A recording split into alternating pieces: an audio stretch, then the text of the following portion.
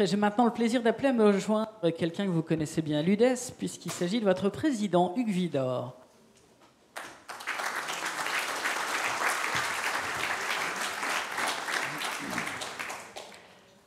Alors, mon cher Hugues Vidor, Madame la Ministre a rappelé combien l'ESS aujourd'hui bénéficiait d'une reconnaissance quand même davantage ancrée dans les institutions, dans les instances. Quels ont été les grands marqueurs pour vous ces dernières années de cette reconnaissance et comment expliquez-vous tout ce chemin parcouru? Avant de souligner les évolutions législatives importantes, je voudrais, Madame la Ministre, chère Madame El Khomri, chère Myriam, vous remercier de vos propos qui ont retracé les différentes étapes et signaux de cette reconnaissance que vous avez, aux côtés du Président de la République et des différents gouvernements, vous-même permis de développer. Vous nous avez associés aux différents projets de loi et initiatives du gouvernement et nous avons pu toujours avoir un dialogue constructif et définir des avancées majeures. Vous avez rappelé il y a un instant le compte personnel d'activité, vous avez rappelé le compte d'engagement citoyen, vous avez rappelé la garantie jeune et vous nous avez donné la possibilité d'intégrer de nouvelles instances qui pour nous ne sont pas simplement des symboles, mais qui sont pour nous véritablement des lieux où des décisions stratégiques se prennent sur l'ensemble de nos secteurs. Je veux parler du Conseil d'orientation de l'emploi, je veux parler du Haut Conseil du dialogue social, je veux parler du Conseil supérieur de la prud'homie dans lequel nous sommes engagés largement aujourd'hui, je veux parler du CESE et je veux parler également du COCT, le Conseil d'orientation des conditions de travail, avec ses déclinaisons régionales, sans oublier non plus le CNEFOP et les CREFOP.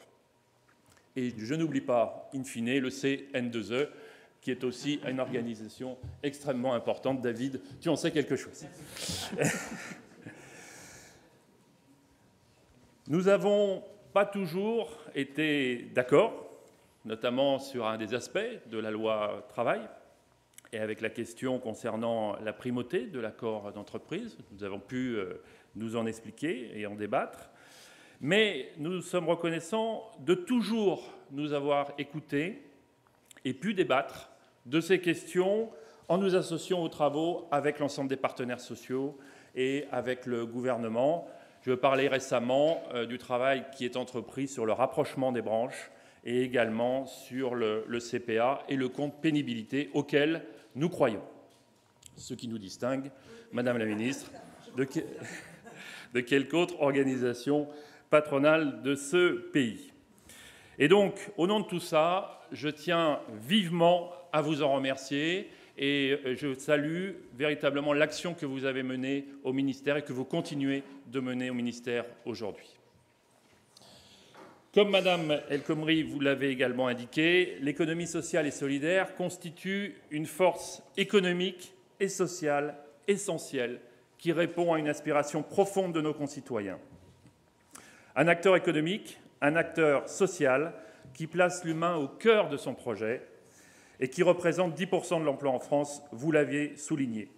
Il s'agit donc d'un acteur incontournable qui doit être présent dans l'ensemble des instances du dialogue social national.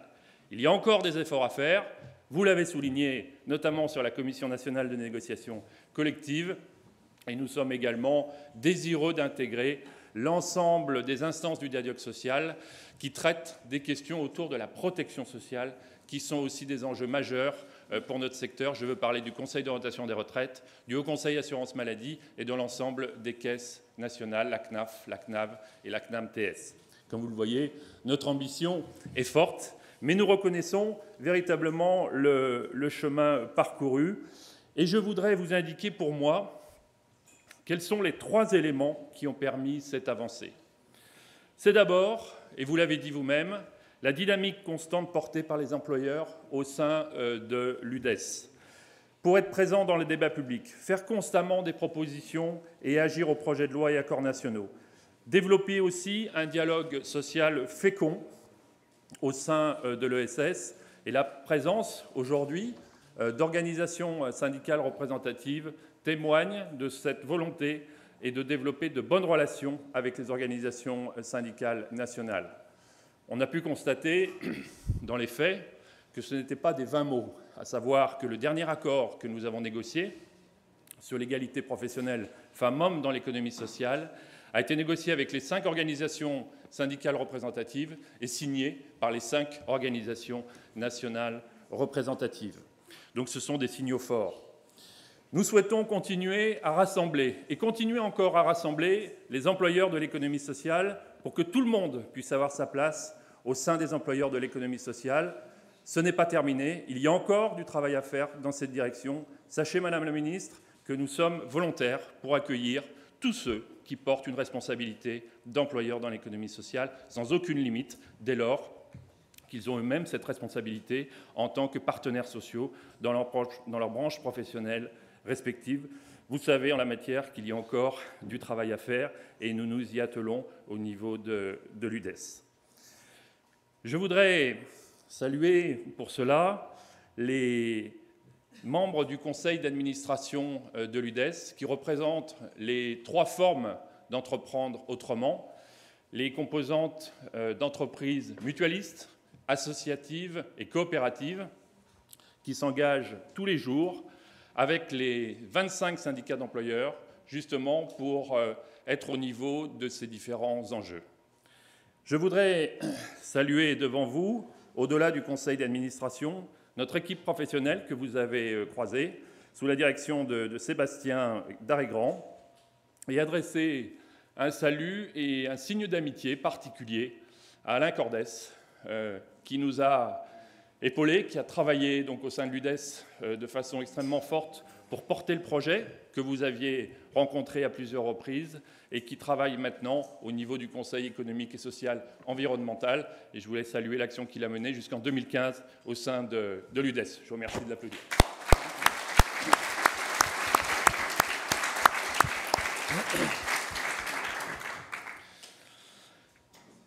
Comme levier pour réussir cette action, il faut aussi regarder de quelle manière les organisations patronales et syndicales nous ont accueillis. Et de ce point de vue, Madame la Ministre, je peux témoigner que l'accueil a été extrêmement positif, en lien avec une action régulière de la part, évidemment, de l'UDES. Mais au niveau des organisations patronales, nous pouvons dire aujourd'hui qu'il y a un accueil tout à fait favorable des positions et des propositions de l'UDES.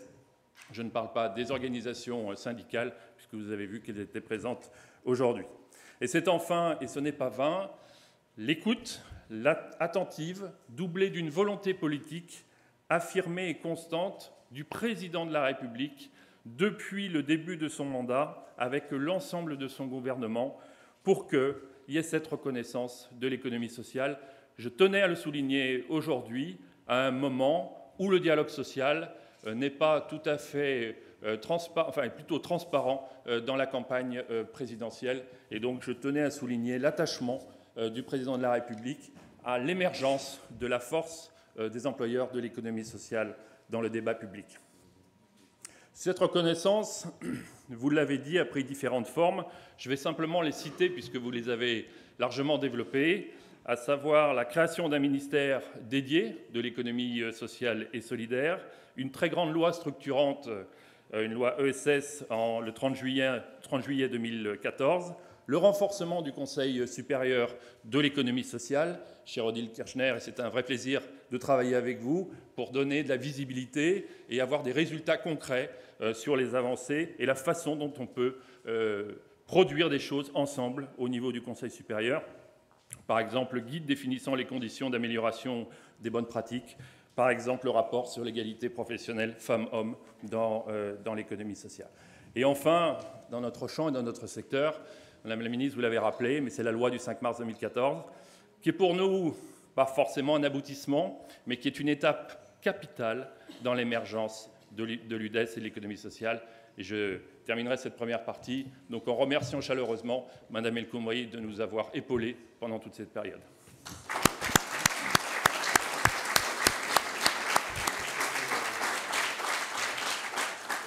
Alors cette reconnaissance n'est pas pour vous une fin en soi. Vous agissez sur une thématique comme l'emploi. Vous avez eu, je crois, une série d'actions dans vos relations avec les pouvoirs publics, mais pas seulement.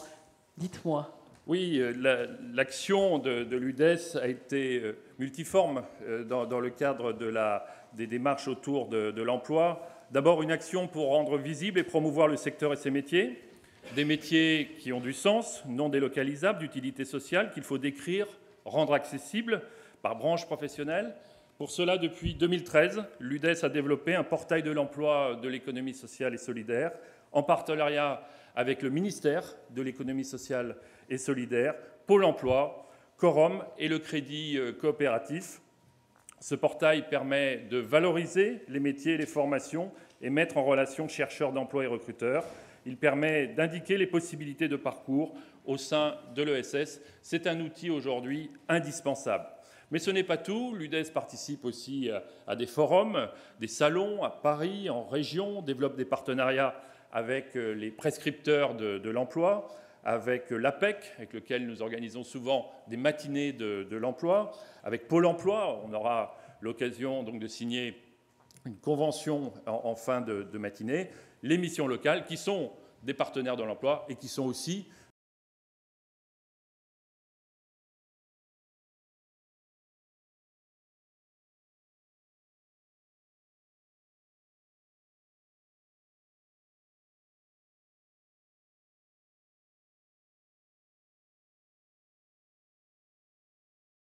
ESS à l'école, consistant à la création en classe d'une entreprise de l'économie sociale et solidaire par des collégiens ou lycéens en filière générale, technologique ou professionnelle. Je souligne à ce propos que la semaine de l'ESS aura lieu du 13 au 20 mars 2017.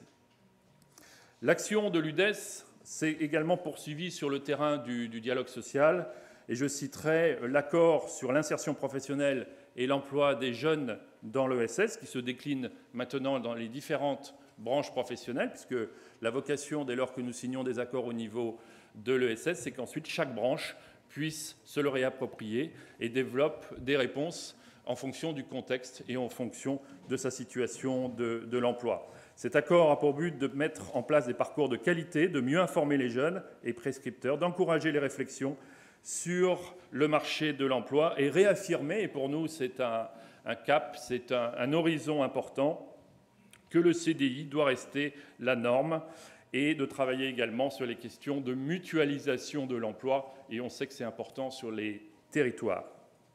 L'UDES s'investit également en participant aux politiques publiques. Vous avez souligné, Madame la Ministre, notre engagement sur les emplois d'avenir, signature d'engagement avec le Premier ministre, puis avec Benoît Hamon, permettant la construction de parcours qualifiants et de formation, l'allocation de moyens supplémentaires des OPCA. Et là, je voulais saluer, profitant de la présence de Thierry Dez, donc le rôle éminent qu'a joué les OPCA de l'UDES et de l'économie sociale, à savoir Uniformation et Unifaf, qui ont bien accompagné les différentes branches professionnelles dans la mise en place des emplois d'avenir, qui était un dossier assez compliqué. Plan d'urgence TPE-PME, vous nous en avez parlé. Participation au plan pour la formation de 500 000 demandeurs d'emploi. De ce point de vue, l'UDES a réalisé des enquêtes pour regarder sur quel secteur il fallait intervenir et permettre d'agir sur les territoires. L'ensemble de ces actions a permis à l'UDES de rendre visible et de valoriser le fort potentiel de l'ESS en tant que secteur porteur d'emploi. Alors justement, l'emploi dans l'ESS aujourd'hui, et quelles sont les perspectives? C'est quand même le cœur de sujet de notre matinée, et c'est une source d'intérêt collectif, je n'en doute pas. Alors l'ESS, il faut le rappeler, et Madame la Ministre l'a rappelé, c'est 10,5% de l'emploi total en France, c'est au niveau des entreprises 220 000 entreprises, 2,3 millions de salariés, 14% de l'emploi privé, avec une évolution de plus de 23% en 10 ans. Ce n'est pas rien. Selon France Stratégie, qui a produit un rapport sur la prospective des métiers et qualifications en 2022, les perspectives d'emploi sont fortes dans plusieurs secteurs de l'économie sociale et solidaire, notamment dans le secteur de la santé, de l'action sociale, dans le domaine culturel et sportif, où plus de 850 000 emplois ont été identifiés et seraient à créer. De la même façon, dans les métiers de services aux personnes et aux collectivités, et on a identifié 350 000 emplois à créer dans le secteur de l'aide à domicile, des aides-soignants et des infirmiers. Dans le secteur mutualiste et coopératif, il y aurait un tiers de l'encadrement à renouveler dans les 10 ans. Enfin, un point capital, c'est qui relève d'une étude de l'Observatoire national de l'ESS, plus de 700 000 départs à la retraite d'ici à 2025.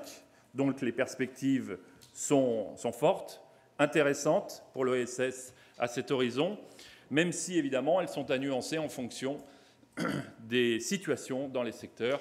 Et certains secteurs, notamment ceux qui dépendent du financement public sur les politiques sociales, sont aujourd'hui assez touchés avec des phénomènes de raréfaction, de diminution des financements. Pour autant, l'UDES et l'ESS doivent répondre aux nouveaux enjeux liés à l'évolution des formes d'emploi, à la nécessaire recherche des nouvelles compétences, à des demandes concernant les conditions de travail, à la recherche de sens que vous avez évoquée. Et nos concitoyens aujourd'hui sont dans cette démarche, les jeunes, mais aussi nos concitoyens, avec une appétence pour que l'emploi corresponde aussi à un épanouissement et que, justement, un sens soit trouvé dans cet investissement professionnel. Dans ce cadre, l'UDES a travaillé sur un socle de valeurs qui est en quelque sorte sa colonne vertébrale et son fil rouge pour faire toute une série de propositions dans ce cadre, avec les principes d'équité, de réciprocité, de responsabilité et de gouvernance, d'utilité, d'expérimentation sociale et de développement durable. Dans ce cadre, l'UDES a négocié un accord sur l'égalité femmes-hommes dans l'économie sociale. L'UDES a organisé d'ailleurs un colloque sur le sujet. Et puis l'UDES, Madame la Ministre, et on va vous remettre d'ailleurs ce petit ouvrage que nous avons conçu au niveau de l'économie sociale pour une économie citoyenne, puisque nous avions réalisé un colloque où vous aviez vous-même participé sur les nouvelles formes d'emploi et regardant de quelle manière les employeurs de l'économie sociale étaient investis sur le numérique, l'économie collaborative, l'économie coopérative et la silver economy pour travailler sur les aspects plus prospectifs. Ce qui est effectivement des conditions au maintien et au développement de l'emploi. On a vu les perspectives prometteuses. Ça vous a conduit d'ailleurs à des propositions concrètes que vous avez formulées et adressées au débat public en matière de développement de l'emploi et plus particulièrement d'insertion des personnes les plus éloignées de l'emploi. Oui, alors je vais essayer d'être court sur cette partie puisque nous avons produit collectivement au niveau du conseil d'administration un document de 60 propositions. 60 propositions dans le cadre de la préparation des élections présidentielles et législatives pour maintenir et développer l'emploi dans l'ESS et favoriser l'insertion des jeunes et des personnes éloignées de l'emploi sur le marché du travail. Ces propositions vont toutes dans le sens d'une économie citoyenne qui articule entre l'économique et le social, plaçant toujours l'homme en premier. Cette responsabilité et cet engagement s'inscrivent dans une gouvernance de nature collective des valeurs de l'ESS, solidarité, non-lucrativité, respect de l'homme, utilité sociale. Il s'agit de proposer, de réaffirmer une vision de notre pacte social, de permettre d'accompagner le développement économique des entreprises tout en garantissant une protection et une solidarité. Nous avons donc développé 60 mesures autour de différents thèmes. Le thème de la jeunesse, d'ailleurs, que nous avons mis en premier, en proposant qu'il y ait une loi cadre en lien avec les organisations de jeunes pour mieux identifier les politiques jeunesse et pour les développer. Nous avons fait des propositions sur l'évolution du marché du travail, sur les questions liées à la fiscalité, sur les questions, Madame la Ministre, en lien avec le dialogue social, où nous souhaitons d'ailleurs réaffirmer le rôle du Conseil économique et social en permettant que le Conseil économique et social puisse bâtir les contours d'un compromis social qui nous paraît intéressant avant qu'il y ait une négociation qui puisse s'exprimer et se définir. Et de la même manière, nous proposons également qu'avant toute mesure, il puisse y avoir des mesures d'impact économique pour faire que, une fois qu'on est en négociation, à ce moment-là, tous les éléments sont sur la table et éclairer le débat. Je ne vais pas citer toutes les 60 propositions, mais renvoyer au texte qui est sur le site de l'UDES, qui est à disposition de l'ensemble des participants. Vous l'avez compris, Madame la Ministre, en la matière, notre volonté, c'est d'influencer le débat public sur cette question et pour être en accord avec vos propos, mettre au cœur du débat social et sociétal la question de l'économie citoyenne, articulant l'économique et le social. Je vous remercie. Merci beaucoup, Yves Widor.